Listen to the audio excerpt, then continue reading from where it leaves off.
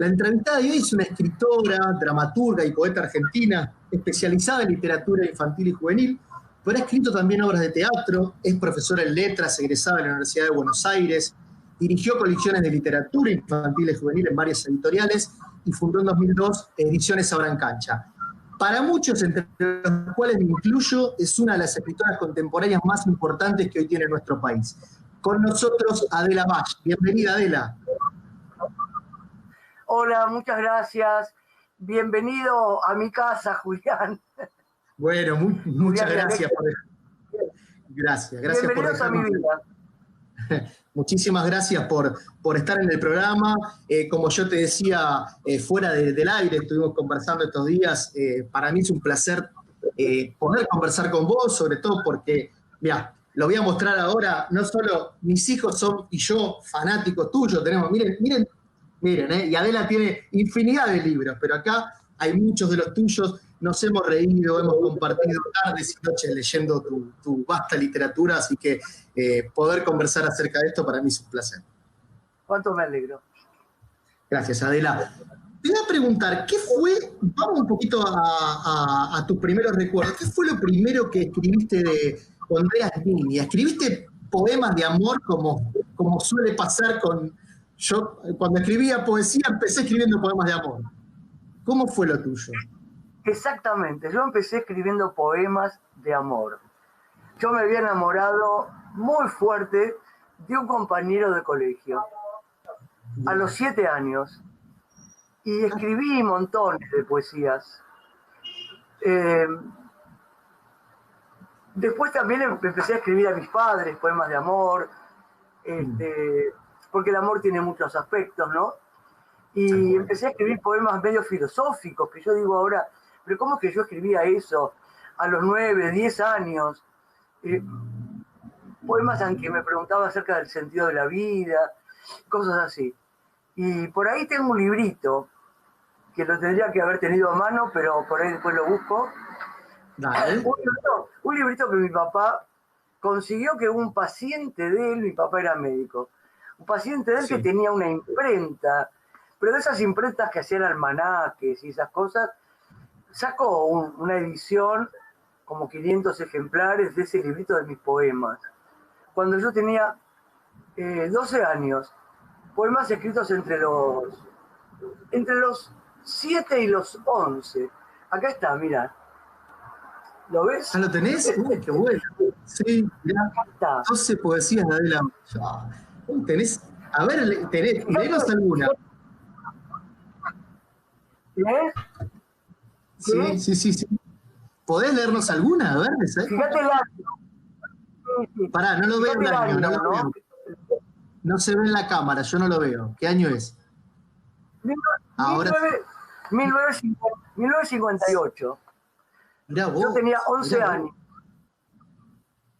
Hay un poema que todavía me gusta. Dice, se llama La Noche. Sí. Dice, es de noche, hay aroma de pinos. En el cielo la inmensa luna llena. Ya no se oyen de los pájaros sus trinos. Es de noche, noche plena. Resplandecen en el cielo las estrellas, resplandecen igual que joyas bellas. Me da ternura ver esto.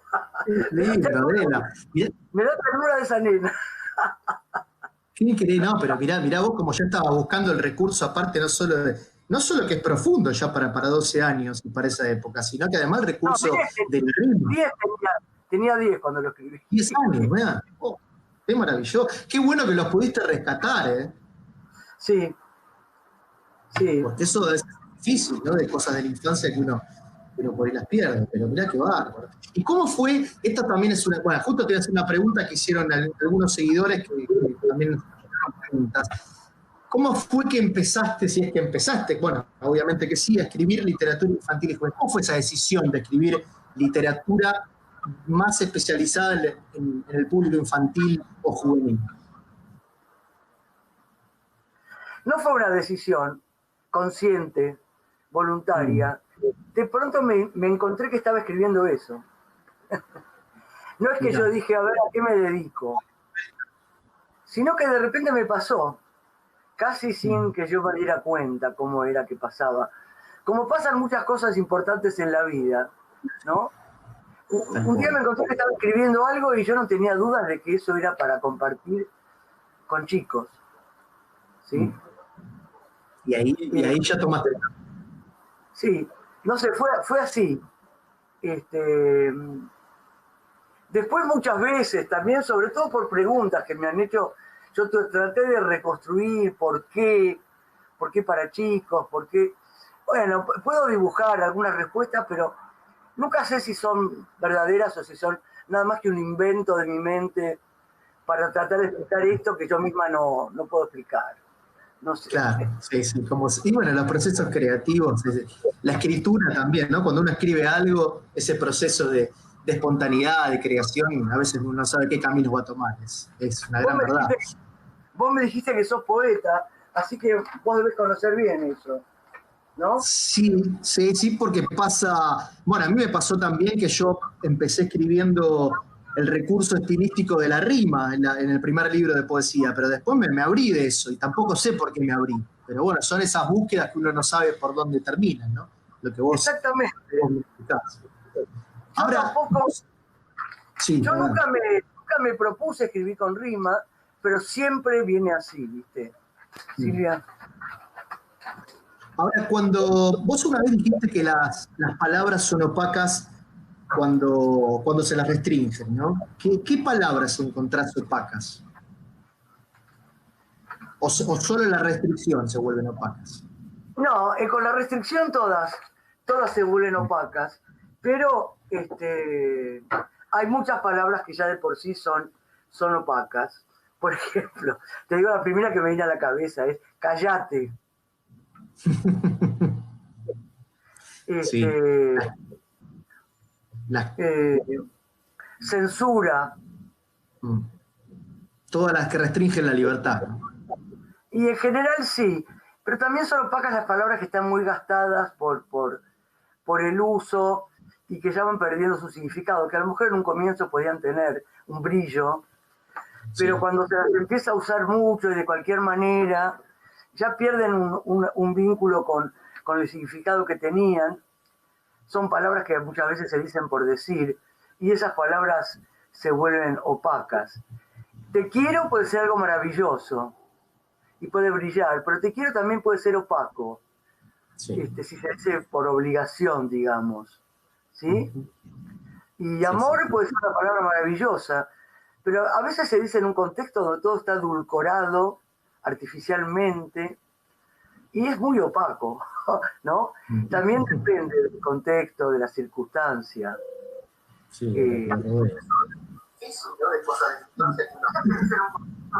Vos te caracterizás por tener un talento para mí superlativo en tus libros para el humor y obviamente lo que hablamos antes para transar la rima como recurso estilístico literario. ¿Qué lugar ocupa o ves en los libros la rima o el humor en la literatura? Bueno, empiezo por el humor. El humor ocupa un lugar importante para mí, muy importante. Por supuesto que no todos sienten esa necesidad de recurrir al humor. Hay muchos autores que no tienen esa familiaridad con el humor o ese deseo de hacer humor, y es muy bueno lo que escriben igual, ¿no? Es muy bueno. Pero también hay unos cuantos escritores que escriben con mucho humor y a mí me encantan, ¿no?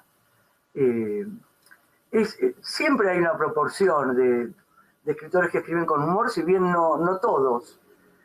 Algunos directamente no sienten ese deseo. Otros tal vez lo sientan y no lo saben cómo manejar, no sé. Pero yo conozco a algunos que les salen muy bien, ¿no? Sí, decime. Me hiciste acordar ahora, no sé por qué se me vino a la mente, pensando en Borges, en una entrevista que le hicieron, le dice, Borges, usted es un genio. Y él responde, no crea lo que dicen, son calumnias.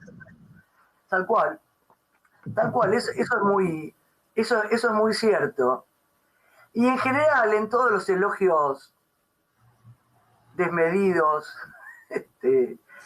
hay un poco de ficción también, ¿no? Sí, sí. Nadie es tan maravilloso como dicen los que creen que alguien es maravilloso.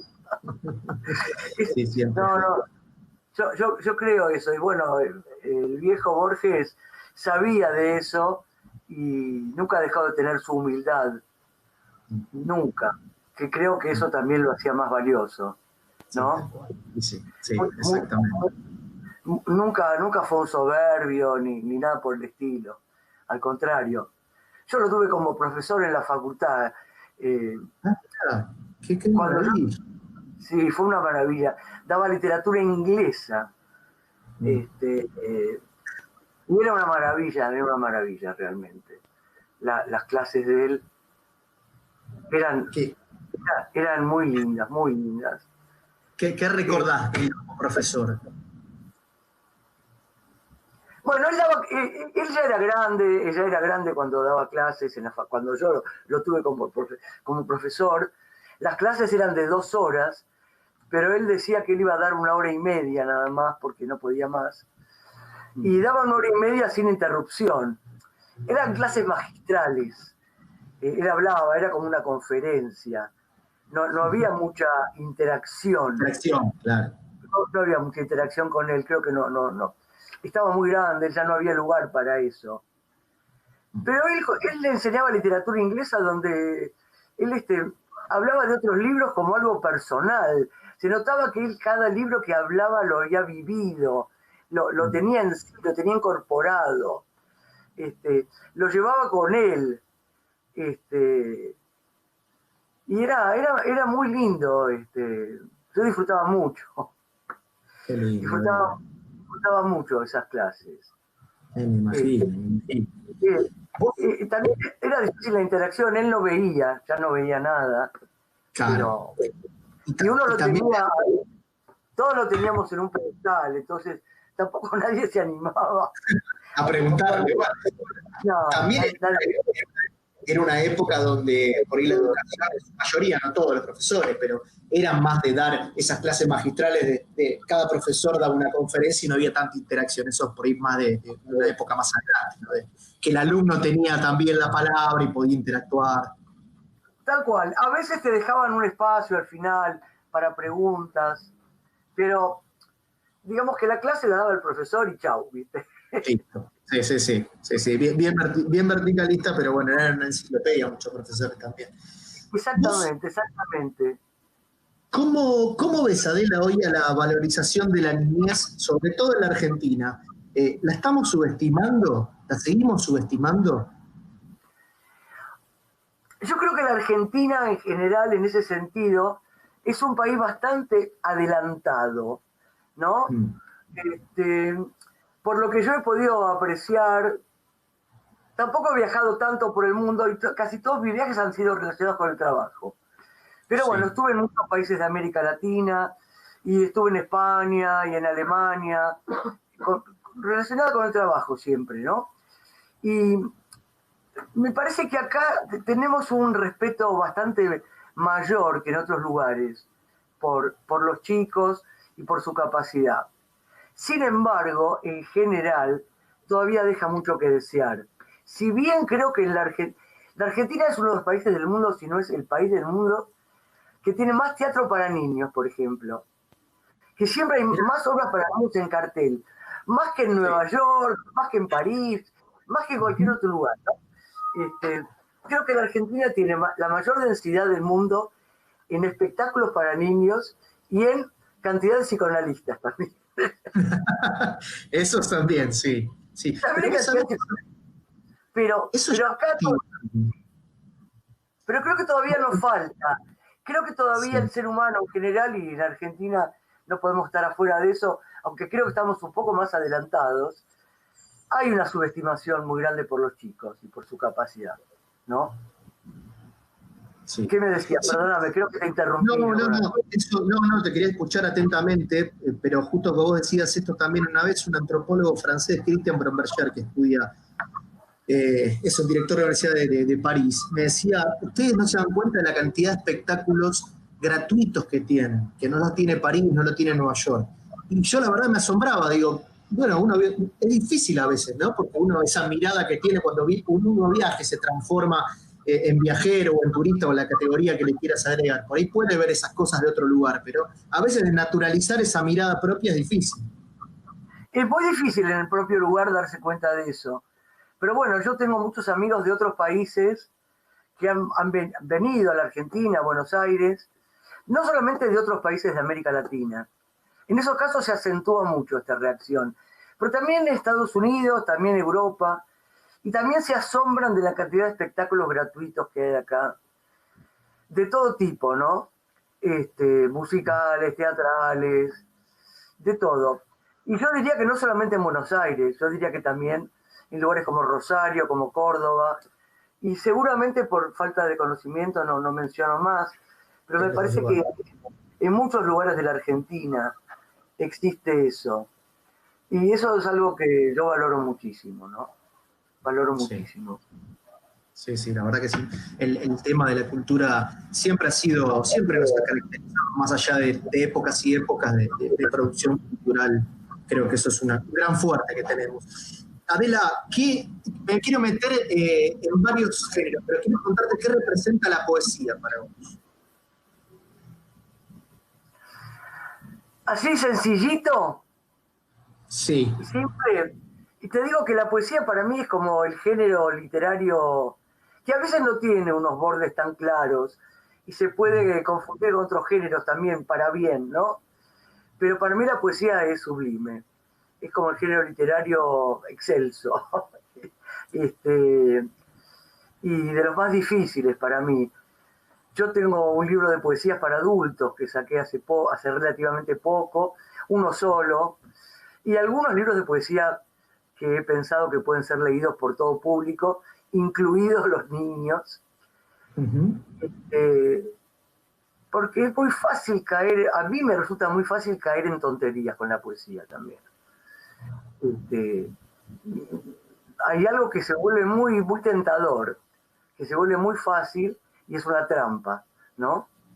Y yo siento que la poesía está muy cerca de captar algo de la esencia de la vida, que en realidad no se puede poner en palabras, y si uno lo quiere poner en palabras, tal vez las palabras mejores sean las de la poesía, y no las de un tratado filosófico. Siempre dice algo que, bueno, solamente se puede decir de esa forma la poesía, pero yo creo que en la poesía está contenido todo de alguna manera. En el fondo está contenida la narrativa, la dramaturgia, todo está en la poesía. Es como la matriz de todo, para mí. No, yo coincido en que la poesía tiene todos esos recursos que vos decís. Lo que veo es que es un género que siempre en los últimos años se ha vuelto un poco marginal en cuanto a la lectura, ¿no? No encuentro mucha gente que lea poesía. Bueno, yo encuentro porque conozco poetas y los poetas leen poesía. Pero bueno, eso te iba a decir. En general, la lectura de poesía predomina fundamentalmente en estos ámbitos de escritores y de poetas, pero es muy difícil que la gente que no escribe lea poesía. A veces escuché decir que es el género que más se escribe, porque mucha gente escribe poesía, pero que es el que menos se lee, ¿no? Bueno, porque por ahí mucha gente tiene esta idea que yo decía antes de que la poesía es algo fácil. Claro, puede ser que pase por ahí también. Sí. Pero tampoco hay muchos poetas que no se forman tampoco como lectores, me parece.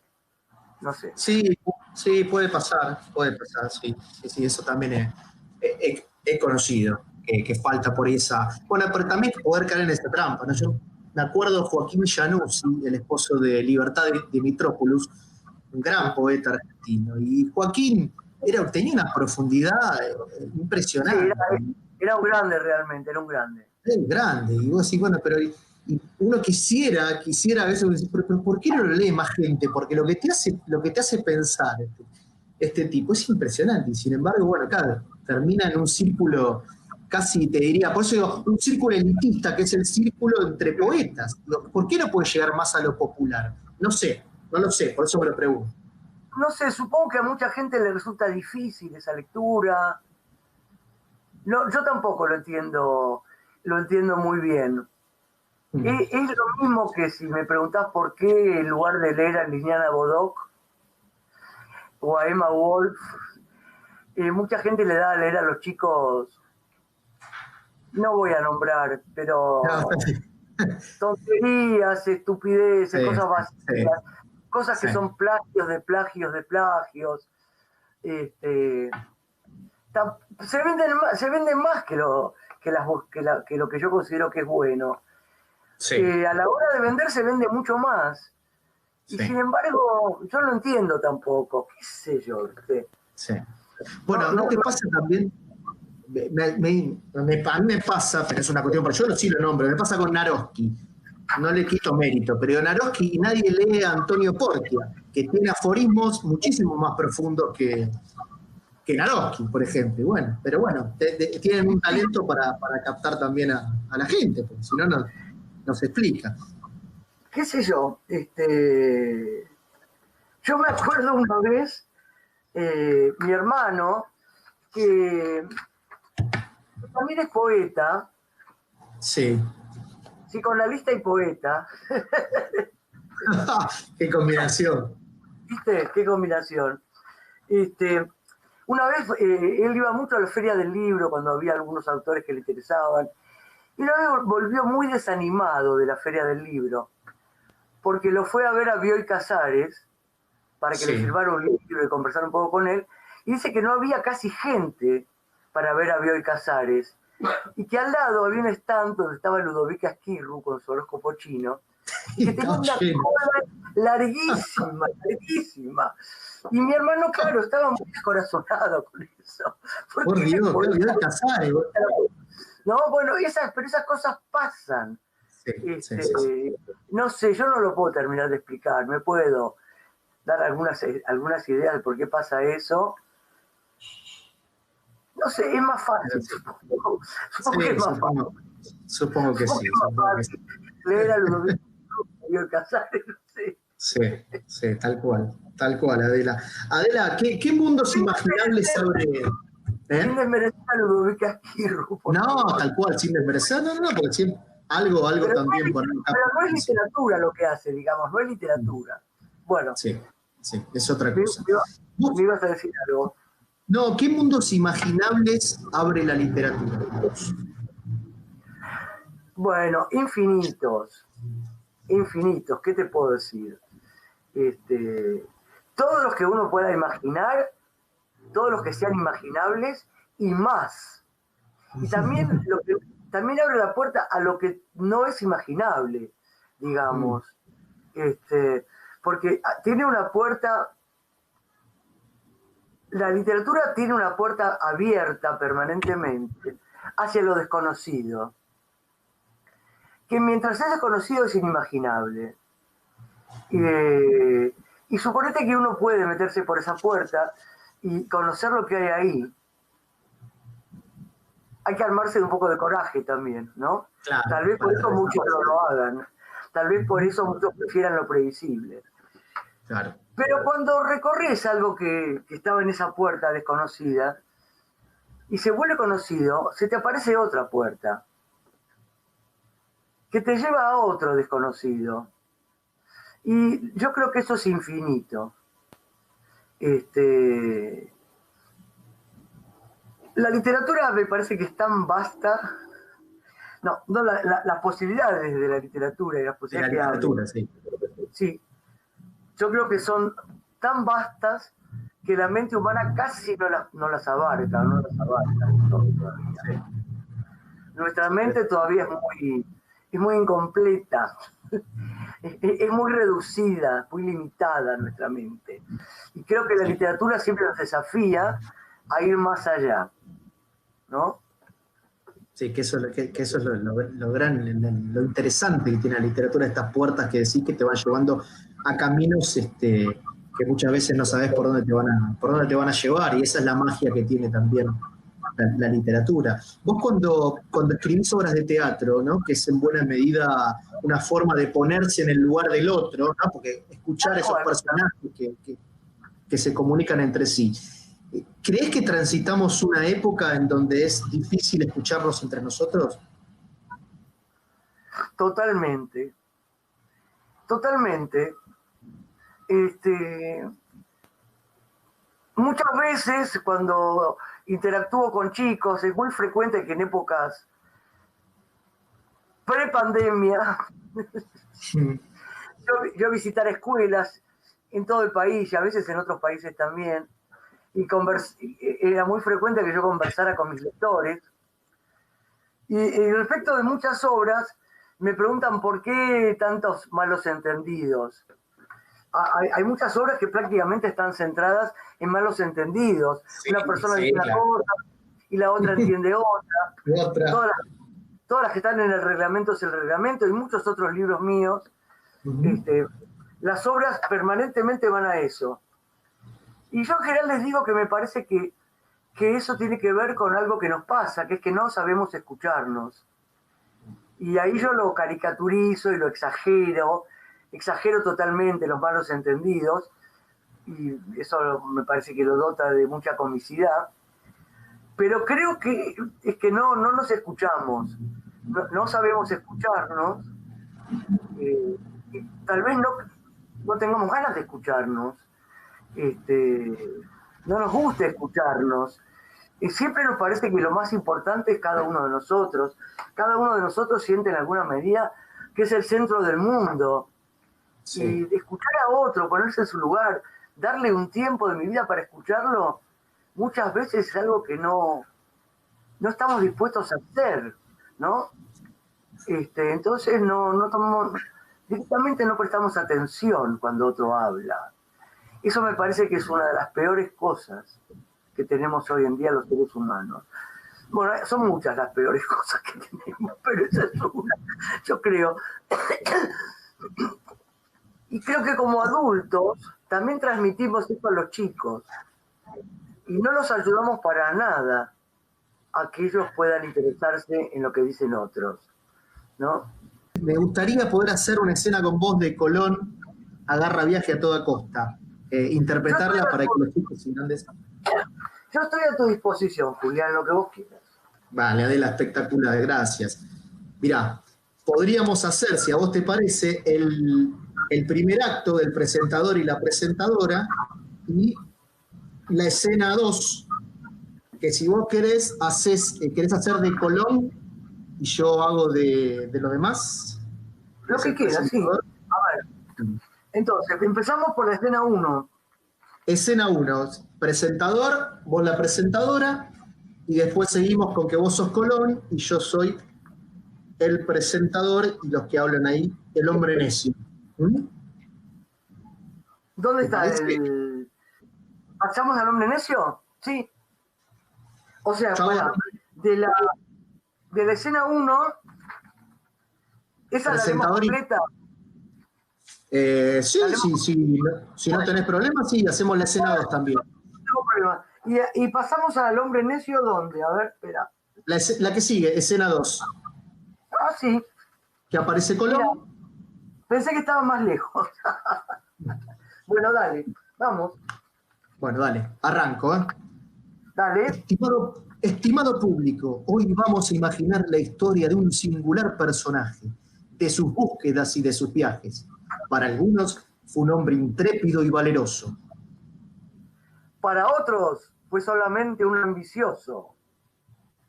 Para algunos fue un gran navegante. Para otros fue solo un farsante. Para algunos quiso ir más allá de los límites del saber. Para otros solo buscaba honores y poder. Para algunos fue un visionario. Para otros trataba de hacerse millonario. Para algunos fue brillante y generoso. Para otros fue avaro y codicioso. Para algunos fue un valiente. Para otros fue un demente. Para algunos fue un iluminado. Para otros, un chiflado. Para algunos fue todo generosidad y grandeza. ¿Qué? ¿Qué? Dije generosidad y grandeza. Grandeza. Grande esa. Grande esa. Grande esa. ¿Qué? Grande esa idea que se le apareció en la cabeza, salir de viaje. ¿Y qué tiene salir de viaje? ¿Qué tiene? Hay millones de personas que salen de viaje todos los días. Sí, ahora, pero en ese momento era otra cosa. Salir de viaje hacia lo desconocido, encontrar nuevos caminos. Para algunos fue todo generosidad y grandeza. Para otros solo quería riquezas. Para algunos era Cristóbal Colón. Y para otros también era Cristóbal Colón. En el mundo hay muchas cosas que llevan el nombre de Colón. Teatros, ciudades, calles, avenidas, pero nadie sabe bien cómo fue su vida. De Colón se sabe poco, pero existe la certeza de que se le encendió una idea persistente en la cabeza. Siempre sintió gran curiosidad por saber qué había más allá. Ustedes preguntarán, ¿más allá de qué? Pues bien, más allá de todo, quería saber si era posible que las cosas fueran de otro modo. Y tal vez, quién sabe, se haya sentido reclamado por un poderoso y fuerte llamado. Se escucha golpear la puerta. ¿Se escucha? Bueno, yo leo la Vos sos Colón, vale, dale. Mientras todo esto pasa, Colón está sentado en su casa. Escucha golpear la puerta. Si hubiera estado durmiendo, seguro que se despierta. ¿Quién es? ¿Quién es? ¡Cartero! Colón abre la puerta y recibe una botella con un mensaje. ¡Oh! Tiene fecha de hoy. ¡Qué bien anda el correo! Si no lo veo, no lo creo. Colón está muy intrigado. Abre la botella y saca el mensaje enfrascado. Lo lee en voz alta. A ver qué dice. La vida sin riesgo ni aventura es aburridísima. ¿No te interesa conocer otras tierras, ideas nuevas, posibilidades diferentes? Busca más allá del mar. El mundo es más grande de lo que vos pensás. Más allá del horizonte, siempre hay algo más. Colón toma largavistas, telescopios, mapas, libros y se instala a mirar el mar. Mar, maravilloso mar. Consulta todo lo que tiene a mano y se queda extasiado contemplando las olas. Me pregunto qué hay más allá del mar, más allá de mi casa, mis ventanas, mi familia, mis amigos, mis ojos, mi boca, mis vecinos. Me pregunto qué habrá más allá de todo lo conocido. Colón se preguntaba y se preguntaba, pero la gente le contestaba, ¡nada! Mientras Colón contempla el mar, entra un hombre necio. ¿Qué hay más allá del mar? ¿Usted qué opina? No hay nada, el mundo se termina. Más allá del mar, tiene que haber algún camino. Más allá del mar no hay un pepino. Más allá del mar puede haber otras ciudades, puertos, ríos. Más allá del mar hay un vacío. Más allá del mar puede haber gente enamorada. No, más allá del mar no hay nada. Más allá del mar puede haber alguien, tal vez Juan, María, Vicente. Más allá del mar no hay nada y tampoco hay gente. Puede haber leones, águilas, rosales. No, más allá no hay vida, ni planta, ni animales. Más allá puede haber risas, luces y miradas. No, más allá no hay nada. Tiene que haber algo aparte de nosotros mismos. Pero no, solamente hay un abismo. Más allá todo termina, todo desaparece. ¡Basta! Me parece que dice estupideces. Si usted nunca cruzó el mar, ¿cómo sabe que no hay nada más allá? Siempre oí decir que no hay nada. Y si siempre oí decir que no hay nada, quiere decir que no hay nada. ¿Usted nunca escuchó esto? En el cielo las estrellas, en el campo las espigas, y después del mar, el mundo se termina. Mire, usted me recuerda a mi tía Pirucha. Repite cualquier pavada que escucha. ¡Pucha! Pucha. Mejor vuelva hacia su cucha. ¿Qué escucha? La que escucha. Yo ya me cansé. Váyase a dar una ducha. Qué grande, Adela. Ahí cortamos. Hermoso, gracias, Adela. Qué no, gracias a vos. Muy bien, son muy buenos, leyendo. Estamos para el radioteatro, Mirá que lanzamos el radioteatro, más 54. Te voy a convocar, Me encanta el radioteatro, qué bueno. Bueno, vamos. Radioteatro con un poco de imagen. Claro, con un poco de imagen. Vos sabés que estamos... No, pero quiero, después lo charlamos, pero me encantaría, porque estamos con una obra que todavía no puedo decir el nombre, porque después te iba a pedir autorización para una obra tuya, pero estamos con una obra muy linda también. Empezamos a grabar 2 capítulos, y bueno, así que después lo charlamos. Me parece que volver al radioteatro aparte es una época ideal para esto, me parece, ¿no? Ay, sí, la verdad que sí. Es una excelente iniciativa. Y dale, podés contar conmigo, ¿cómo no? Bien, Adela, gracias. Adela, te voy a preguntar esto. ¿Qué haces vos para mejorar como escritora? Bueno, por un lado, trato de ser cada día mejor lectora. Por otro lado, soy bastante rigurosa con mis propios textos. Es decir, que siempre corrijo, trato de no dejarme atrapar por la obsesividad, pero a veces caigo en eso. Uh-huh. Pero corrijo mucho, leo y releo y corrijo, pero cuando releo y corrijo siempre me estoy poniendo en el lugar de otros. Pienso, los que lean esto les va a interesar, o van a decir que esto es un plomo, se van a aburrir, van a tirar el libro. Bueno, siempre lo releo tratando de salir de mi lugar y de ponerme en el lugar de otros. Y trato de no volverme muy obsesiva, porque a veces me ha pasado también que llega un punto que no puedo cortar, que siempre encuentro algo más para corregir y algo más para corregir, y al final es como que no puedo terminar nunca, porque siempre puede ser perfectible, creo. Sí. Así que hay que saber en un momento también cortar. Pero en ese sentido soy bastante exigente conmigo misma. Y por otro lado, también lo que hago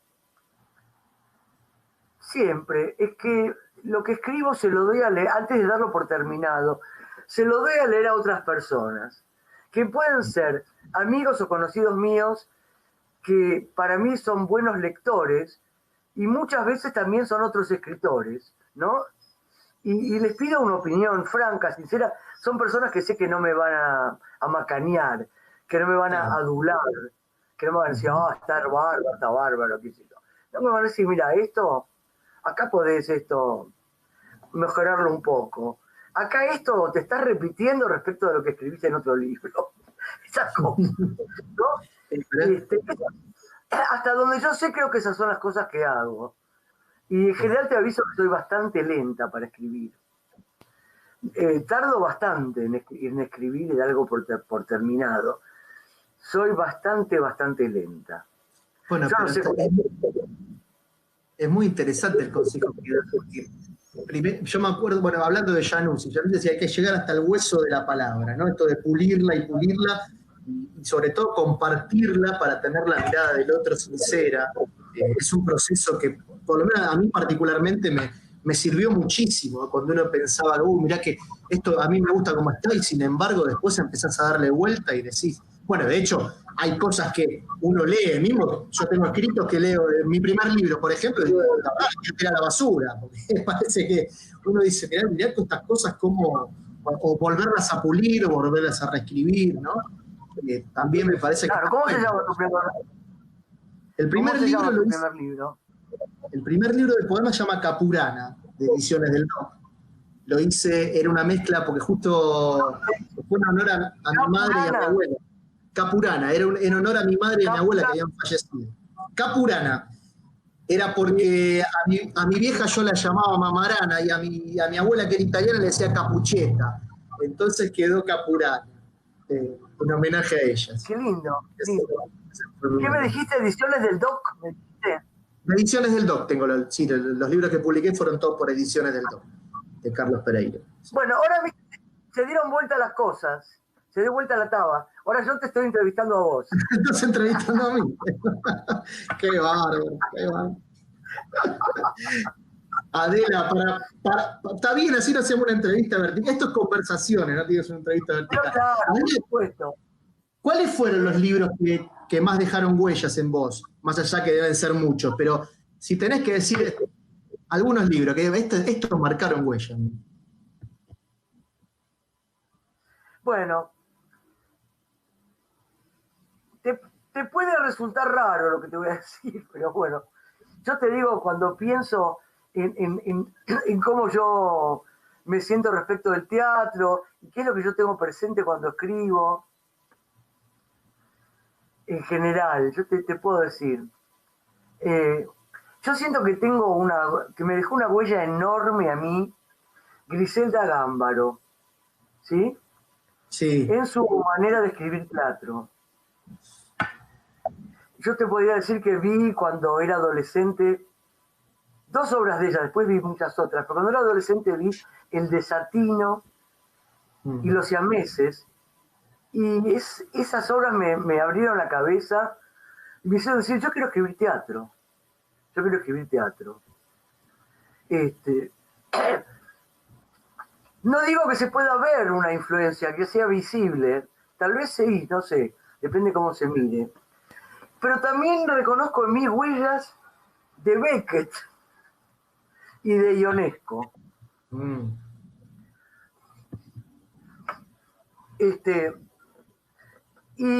También, viste, puede ser que los demás no lo encuentren eso, pero yo lo encuentro. Bueno, atrás. También encuentro huellas de Oliverio Girondo.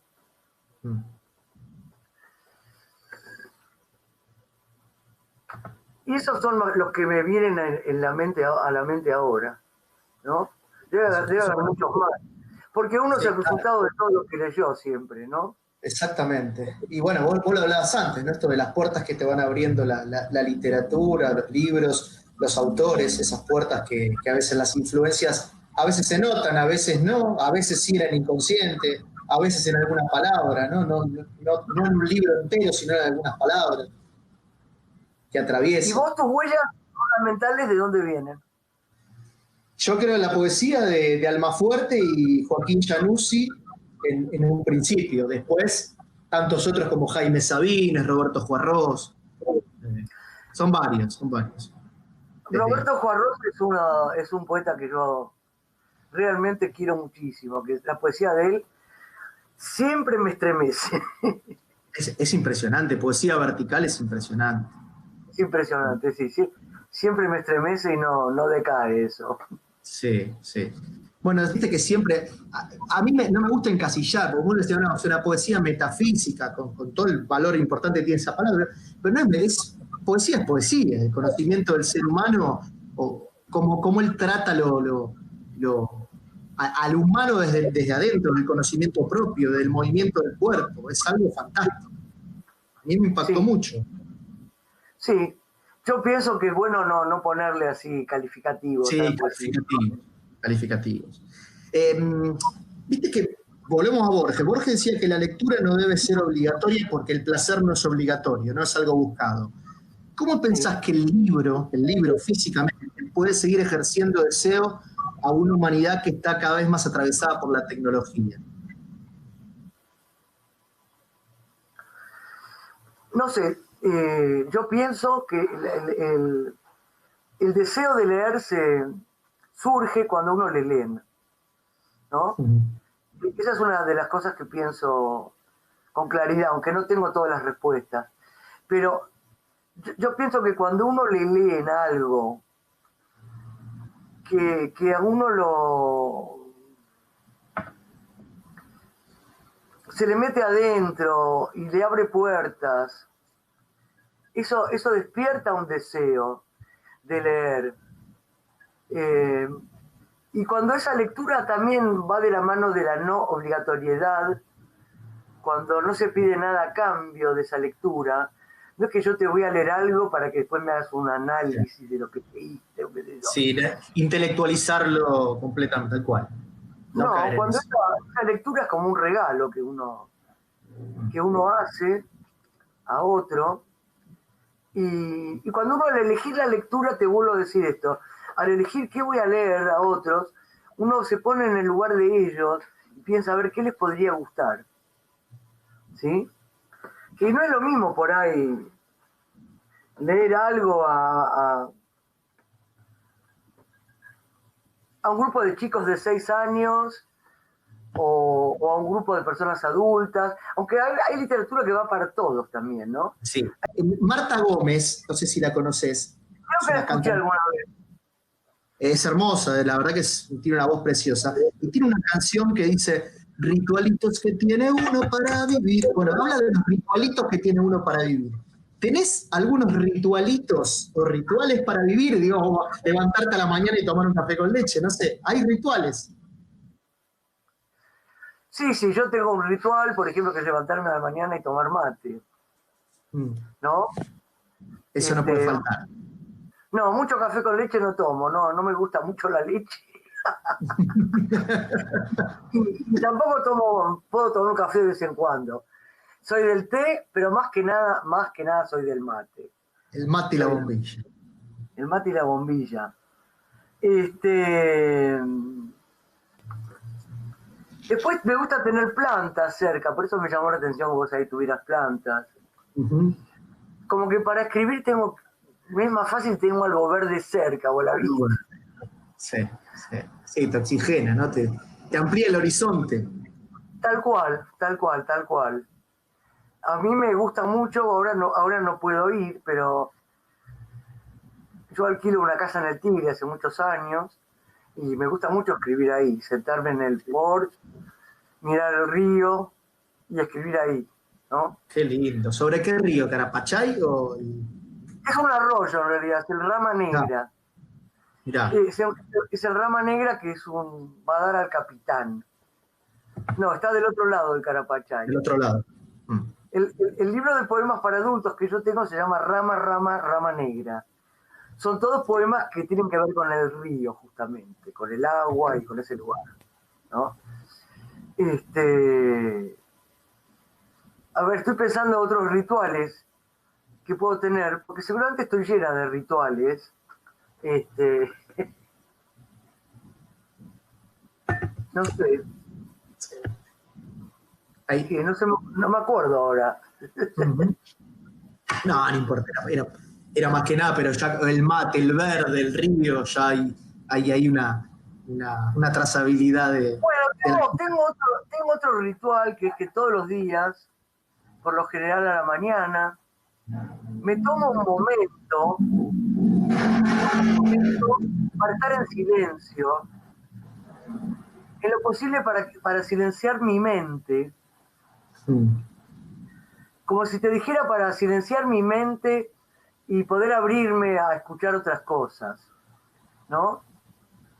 Podríamos llamarlo, si querés, si nos inscribimos en alguna tradición, podría ser un momento de meditación. De meditación. Un momento de contacto más profundo e íntimo conmigo misma. Eso lo hago todos los días y para mí es importante eso. Como que si no lo hago, es casi como si estuviera en ayunas, como si tuviera que vivir la vida en ayunas. ¿No? Claro, falta el alimento ahí espiritual, no espiritual, sino de conexión, claro, de conexión con vos.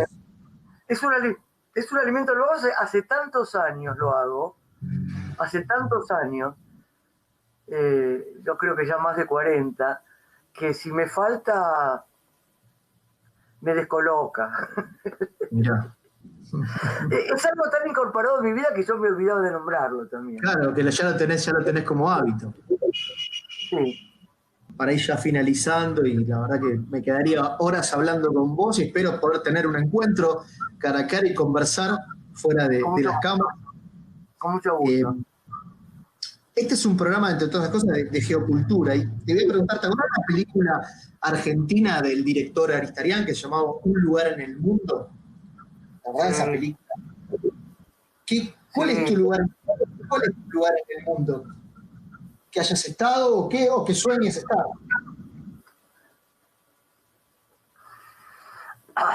Y yo tengo dos que son uno solo, en realidad. Uno es el Tigre, ¿sí? El Delta, como te decía. Y el otro es Buenos Aires. En realidad para mí son el mismo lugar casi, ¿no? Porque está acá nomás, en Buenos Aires. Y ese es mi lugar, ¿sí? Claro. Hay lugares del mundo que me gustaría mucho conocer. Hay lugares del mundo... Me gustaría conocer Islandia. ¿Islandia? Sí. Pero por la lugares... Siempre tuvo una fascinación sobre mi Islandia, desde chica. Siempre tengo esa idea de conocerlo alguna vez, pero no sé si se va a dar, qué sé yo. Y hay muchos lugares donde me siento muy cómoda, ¿no? En Uruguay me siento muy cómoda.